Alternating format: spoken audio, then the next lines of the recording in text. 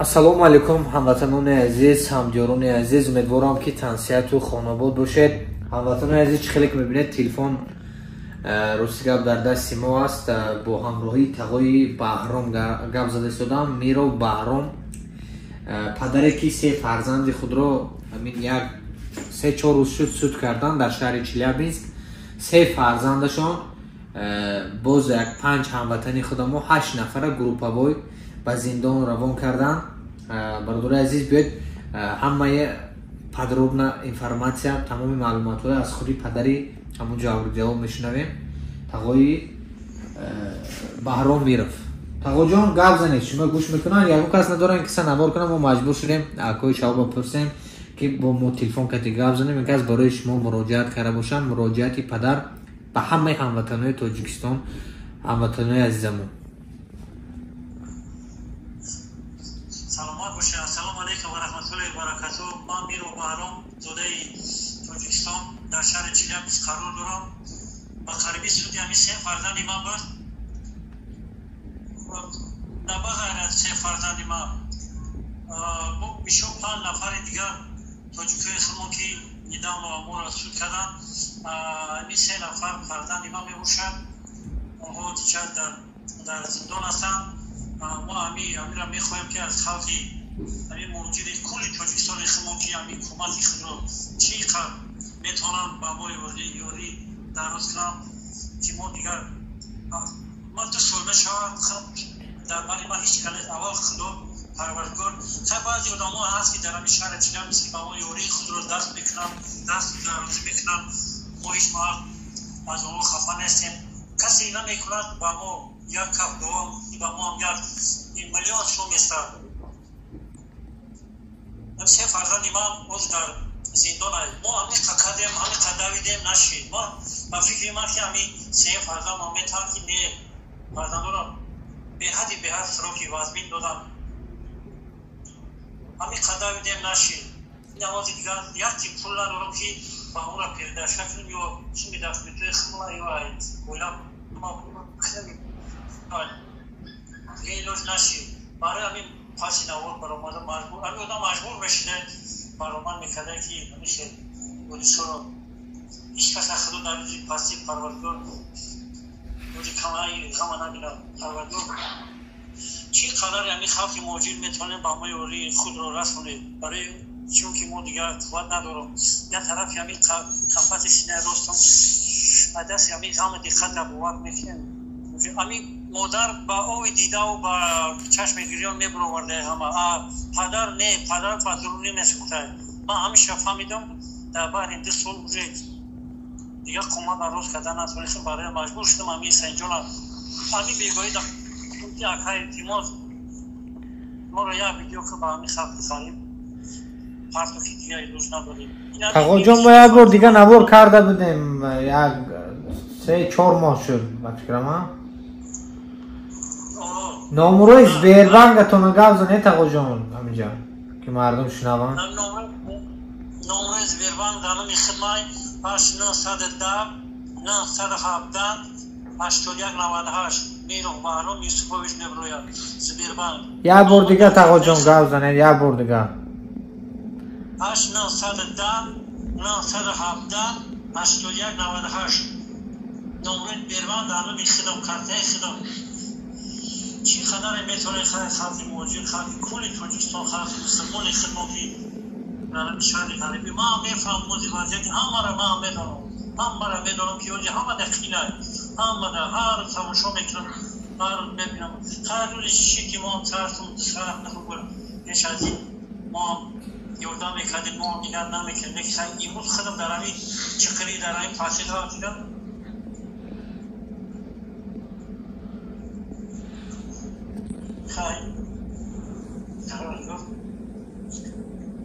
خواهی چون کنیم تاکیه با خدا اول با خدا دیگه با خلقی هم موجود کردیم که ایشون رو با هم خدا ما را دستگیری میکنم.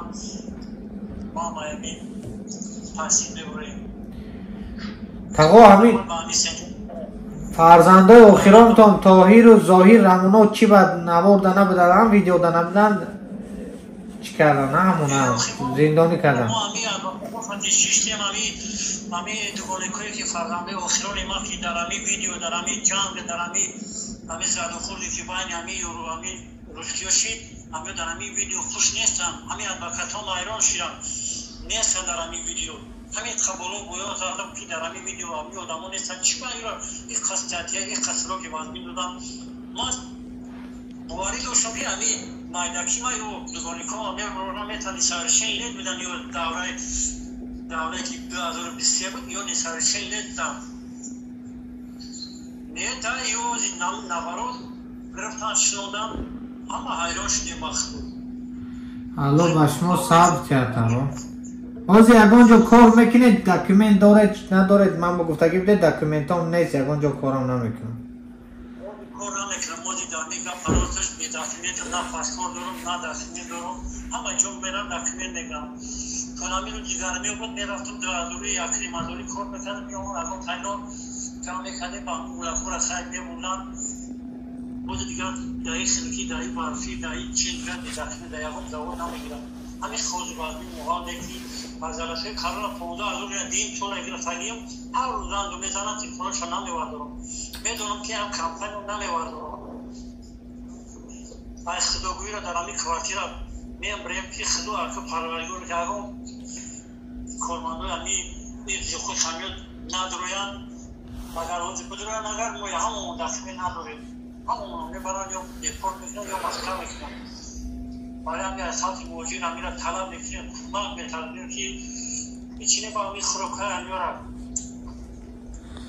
برای دکمنتو خود مسئول کنیم بعد همی هاش برام خانگی ها روی کنم برام خیلی بیستم هم جواب تاو جون تلفن کم تر دور داره تلفن کم تر دور داره روتون نماید نیتاو برم برای همی خواهد میگم که همی خلقی موجیر کمک میترم چند قضورتون میرسم و طلب نمیکنید چند قضورتون میرسم مثل با همون کمک اختراع بس کنید برای اون که اینجا دو بچه دیگه هستن یا یکم کس ندارن در اینجا یکم آدم یا نه پدر نه مادر در اینجا نیستن نه اکر نه دودر مینند نشوه موخمون چی قدر دو نمره هستن های شلوکی های بریجی های فوتبولک های ما با اون میبره برای که او بروی توچی که میگیم در اونجا مثل نگم که خیلی خیلی اختراع رسوندیم خدا پررگوی مینند نشوه کدیم یکی دیگه از اون نرسید خیلی گفتن دیگه در خیر خیر رحمت به امین و تنندگوی که دمی که ما رو مدکر نکردم در امین بگه نمودی شد خدا فیض برکت ما رایی زیاد بسر پروردگار خلق موجود از خدا پروردگار حیده فیض برکتشون زیاد بسر کی دستیت دیگه را بگیرم و تماشا میکنیم نبینیم کی درم میمونه کی در پسی میزنه اما ایره ما شوخم تماشا میکنیم نبینیم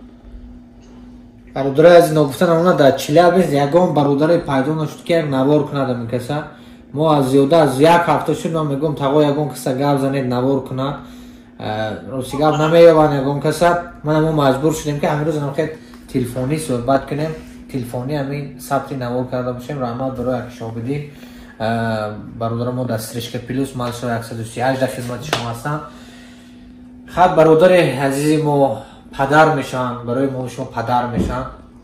باور کنید پدر و مادر برای فرزند میسوزد یگانه انسانی که برای فرزند میسوزد این پدر و مادر فرزندای عزیز پدرای حرمت کنید بعد سری پدر بعد سری مادر بعد پشیمانی سود نداره خیلی که استاد میگه باورم نیست پدر رفتی و خاموش شدی ترکی ما کردی و با خاک هماغوش شدی خانه را نور بود اگر بود زیر رخسار تو بود ای چراغ منزل من از چه تو خاموش شدی این پدر است که چراغای زندان شما روشن است این پدر و مادر هستند که شما پری دچکه میگیرید یک پدر و مادر حرکت میکنن که برای شما خوراک تازه با لذت رو تامین کرده باشن برادر عزیز بیاید همین پدر چند قدر میتونید کمک کنید برادر عزیز از برای الله یک شدید شباب رو یاردم شما مهاجران پروژه و غریبان پروژه و شهروندان کردستان پدر مادران و اخوان خواهران مراجعه میکنید چی قدر میتونید و چه دور است ما رو یاردم کنید من کسلی شدم زمان کسلی شده دیگر نمیتونم چون دستیری 50 در اومدم داتیمنتام دیگر نیست باور میکنیم دیگر پتنی کردن نتونستم این از چون کارتی را دیگر نمیتونیم بی‌آدابی کنیم از پشت بی‌آدابی شما مثل بعضی‌ها پدرها عذاب میکشن پدرها درد میکشن غصه میکشن باور کنید این درد و علمه که این پدر دارد ما و شما دیدن نمیتونیم یا این فقط نمیرسد خلاص تا این پدر این تمام پدر تمام جاش تمام شدگی همین بسیار مردها این فقط میشن از پشت فرزندها از پشت بعضی زنایی که همین مردکای همین تا همینجا شو میبرم التماس فرزندکو خواهرکو زنو مقصد همین مردکو کمتر فهمید همین مردمکو همین قصدن به هر راه نمیرود اون بچه های یاش من میدونم زندگی پستی بلندی دارد من دادری خودم میشد حالتی که خودی من گوش نمیکنند این زندگی پستی بلندش در همه خونه است یگان خونه پیچکش بدود نمیشود برای هوای سلام علیکم و رحمت الله و برکاته ما بهرام میرو خدای تاجیکستان چای آدم مومن در شهر چیلیابینسک زندگی میکنم سه فرزندم در روی 13 در روی فرما میباشم خودی باور میکنه امروز اومدم اینا برای خود سریلانکا گفتم برای امروز باید عمره دیدن در کار یک سال باز زیاد میشود که امور در روی میکنم داودا و میکنم نمیشود فقط در ویدیو نشان میتونم لیسوی امور نمیتوانم امور دامو نمیتوانم یکی مجبور شدم به امی نوار سفر منزله امی نوار شیشتم با سلطان کنکی امی با شما یک چند یک چدر چبوب روم یاردم شما مهاجران تاجیک و غریبان تاجیک و شهروندان تاجیکستان پدر مادران اخوان و خواهران مراجعه میکنید چی قدر میتونید و چین دور است ما رو یادداشت کنید خب من کسلی شدم زمان کسلی شده دیگر نمیتونم چون دستیری 50 در اومدم داتیمنتام دیگر نیست باور میکنیم دیگر پتنی کردن نتونستم این از چون کارتی را دیگر نمیتونید اگر یوز بوشا برای همیشه بود 8 نفر توجیک دارم سه فرزند من هر سی بچون دارم گوش میکنم از شما یک بار دیگر اگر قبول کنید اصلا یاردم کنید برای همیشه با همی سنجون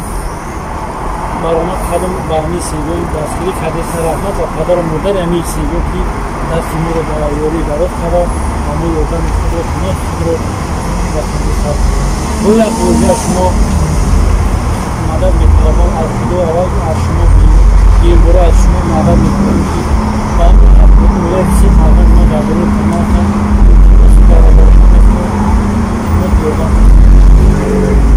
التماس برادرانه از شما اطلاع برادرانه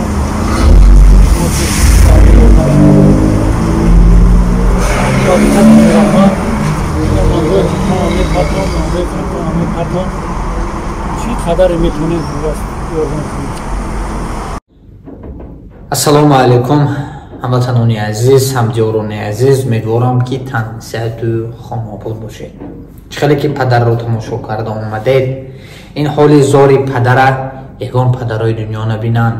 این روزی سخت است که سه فرزند پسی پنجره دارند زنده جدا از پدر و مادر جدا روسی این خیلی دردناک است و پدرای میفهمند که فرزند خودشون رو مقصد گم کردن فرزند خودشون رو زنده جدا هستن و پدرها میفهمند و خیلی که استاد میگوید من طریقی زندگی رو از پدر آموختم آدم و آدمگری رو از پدر آموختم آنقدر بالم زی مادر شیری پاکم داده بود پاک و پاکیزگی رو از پدر آموختم این مصرهای شعری آن رو وادار میکند که یگان پدر فرزندش رو به راه بد نمیخواهد که رود این زندگی است پستی بلندی زندگی است و ما در مسافرت قرار داریم در غریبی قرار داریم